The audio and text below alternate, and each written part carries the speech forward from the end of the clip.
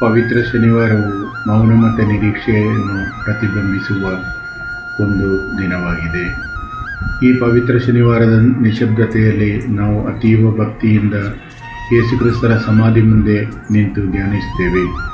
ಶುಭ ಶುಕ್ರವಾರದ ನೋವುಗಳ ನಂತರ ಮತ್ತು ಈಸ್ಟರ್ ಹಬ್ಬದ ವಿಜಯದ ಸಡಗರದ ಮೊದಲು ಬರುವ ಈ ಮೌನದಲ್ಲಿ ನಮ್ಮ ಆತ್ಮಗಳು ನಿಮ್ಮ ಸನ್ನಿಧಿಯಲ್ಲಿ ವಿಶ್ರಮಿಸಲಿ. ಕರ್ತನೇ, ನಮ್ಮ ಜೀವನದಲ್ಲಿ ಕತ್ತಲೆ ಕವಿದಾಗ ಮತ್ತು ನೀವು ಮೌನವಾಗಿದ್ದೀರಿ ಎಂದು ನಮಗೆ ಅನಿಸಿದಾಗ ಅಚಲ ನಂಬಿಕೆಯಿಂದ ಕಾಯುವ ಶಕ್ತಿಯನ್ನು ನಮಗೆ ದಯಪಾಲಿಸಿರಿ. ಯೇಸು ಮರಣ ಹೊಂದಿದ್ರು ಅಲ್ಲಿ ಹೊಸ ಜೀವನದ ಉದಯವಾಗುತ್ತಿತ್ತು ಎಂಬ ಸತ್ಯವನ್ನು ನಾವು ಮರೆಯದಂತೆ ಮಾಡಿ, ನಮ್ಮ ಹೃದಯದಲ್ಲಿರುವ ಭಯ, ಆತಂಕ ಮತ್ತು ನಿರಾಶೆಗಳೆಂಬ ಕತ್ತಲೆಗಳನ್ನು ನಿಮ್ಮ ಪ್ರೀತಿಯಿಂದ ಬೆಳಗಿಸಿ. ನಾವು ಅನುಭವಿಸುವ ಸಂಕಷ್ಟಗಳ ನಂತರ ಖಂಡಿತವಾಗಿಯೂ ಒಂದು ಶುಭೋದಯವಿದೆ ಎಂಬ ಭರವಸೆಯನ್ನು ನಮ್ಮಲ್ಲಿ ಮೂಡಿಸಿರಿ.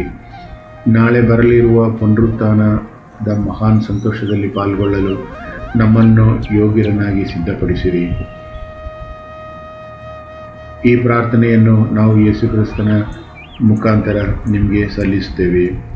ಆಮೇನ್.